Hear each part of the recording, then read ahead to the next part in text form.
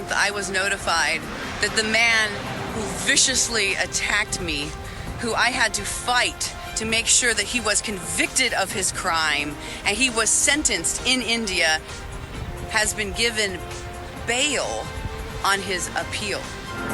भारत में अमरीकी खातून से ज्यादती के मुलजिम को जमानत पर रिहाई मिल गई। मुतासरा अमरीकी खातून ने भारतीय अदालती निज़ाम को करप्ट करार दे दिया।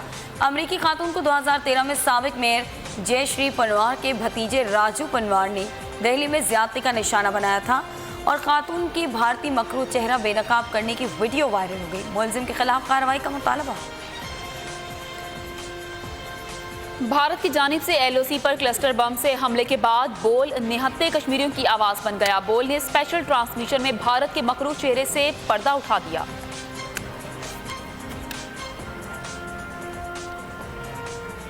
साबिक दौरे हुकूमत में NHA के मंसूबों में अरबों रुपए के घपले का इंकशाफ। बोल न्यूज़ ने कहा कि एक और करप्शन का पर्दा चाक। NHA गेट स्कैंडल में लवारी टनल और गवादर रतुडेरो मंसूबों में करप्शन के सबूत मिल गए।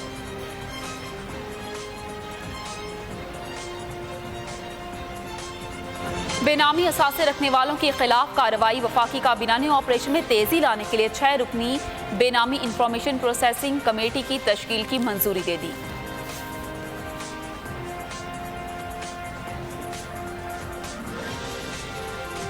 2007 से इन लोगों को ये ख्वाब नजर आ रहा है कि सिंध हुकूमत जाएगी। अगर ये सोच रहे हैं कि मेरा हुकूमत हटाएंगे तो फिर हटा के दिखाएं। और तारीख में सबसे ज्यादा मेजॉरिटी आज मेरे साथ है। जहां तक नैब की बात है, पाकिस्तान पीपल्स पार्टी का कंसिस्टेंट स्टांस रहा कि काला कानून है। चेयरमैन सेनेट को हटाने में नाकामी पर अपोजिशन से इख्तिलाफ। Chairman People's Party Bilawal Bhutto ने सेनेट इलेक्शन में खुफिया राय शुमारी खत्म करने का मुतालबा कर दिया। कहा इलेक्शन का तकद्दुस खत्म हो गया क्योंकि पूरे मुल्क के सामने सेनेट इलेक्शन में खुलेआम धांधली हुई और गैर जमहूरी हथकंडे इस्तेमाल किए। किसी में हिम्मत है तो सिंध हुकूमत को हटा कर दिखाए।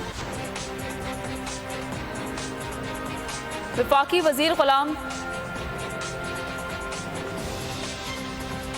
लोगों पे ट्रीजन एक्ट लगना चाहिए जो अदारों के खिलाफ बात करते हैं। वफाकी वजीर गुलाम सरवर ने सेनेटर हासिल बसिंजो पर गद्दारी का मुकदमा चलाने का मुतालबा कर दिया। रावलपिंडी में एक न्यूज़ कॉन्फ्रेंस में उन्होंने इल्ज़ाम लगाया कि मीर हासिल बसिंजो दुश्मन की जुबान बोलते हैं। हुई फेडरेशन पर जर्द लगाने की कोशिश नाकाम बना दी गई।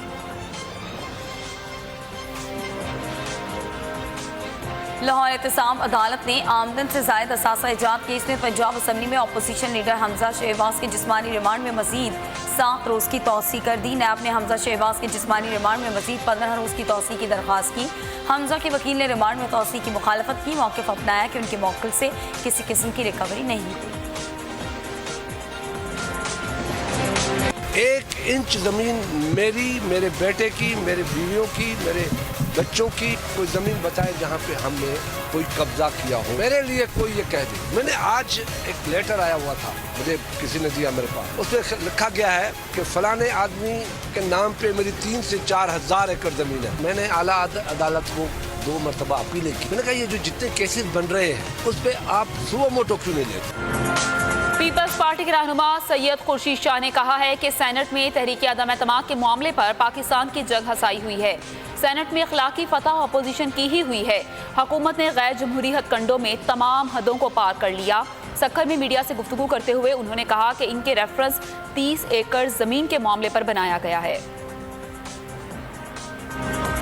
मुआविन खुसूसी बराए तलाक फिरदौस आशिक अवान ने कहा है कि टीटीज़ की दौर में बेगम सफदर अवान भी अपने ख़ानदान के दीगर अफराद से पीछे ना रही। हिल मेटल से लाताल्लुकी के दावेदार के अकाउंट में इस कंपनी से रकम की मुंतकिली बाइसे शर्म है। फिरदौस आशिक अवान ने ट्वीट में सवाल किया कि मरियम सफदर साहिबा अब आपका ज़मीर कहाँ है।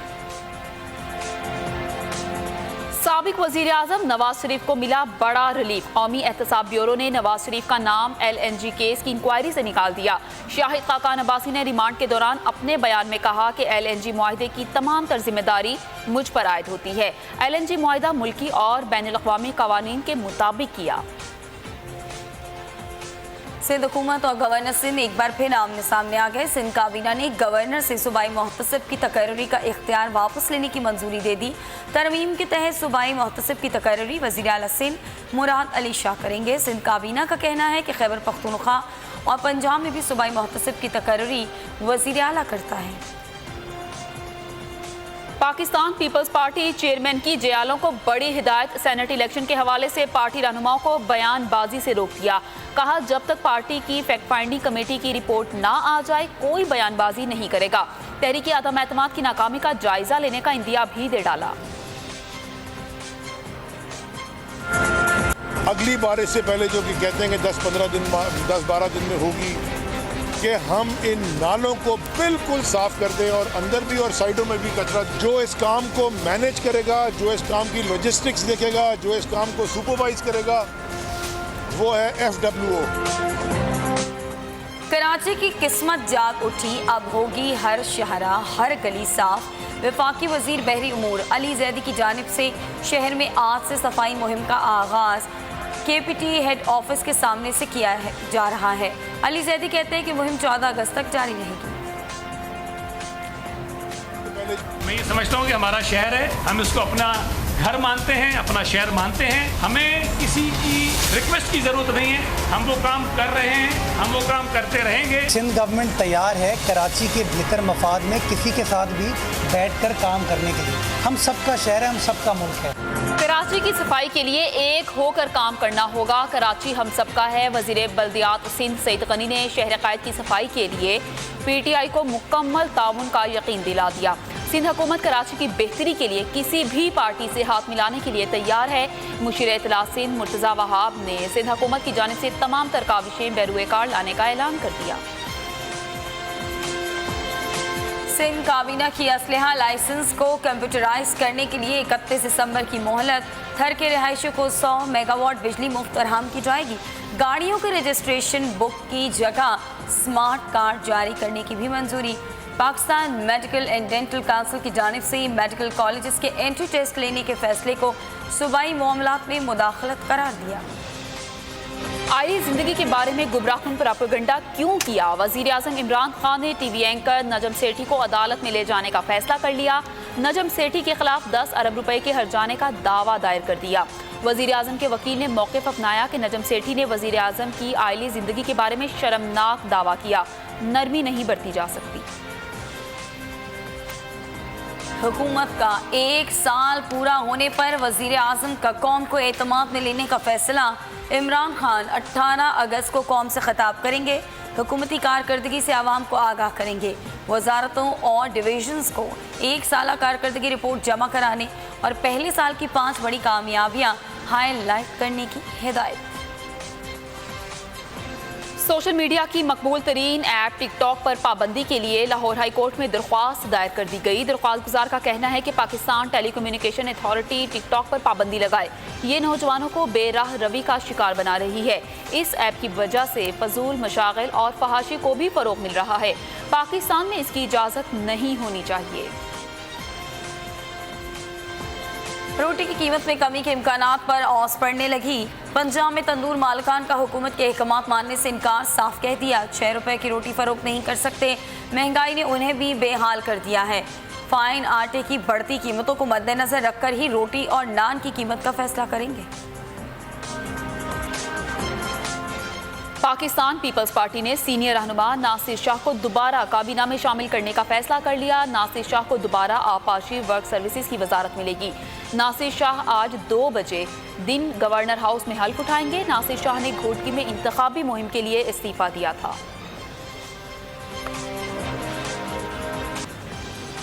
Auto parts dealer showrooms, workshops, painters और कार सर्विसेज सेंटर्स को भी टैक्स नेट में लाने का फैसला कर लिया गया। FBR ने कंपनियों के नामजद मराकज़ के मालिकान और उनकी आमदनी से मुतालिक डाटा मुरतब कर लिया। कराची के 312 ऑटो शोरूम्स, वर्कशॉप सेलर्स को नोटिस जारी कर दिए गए हैं।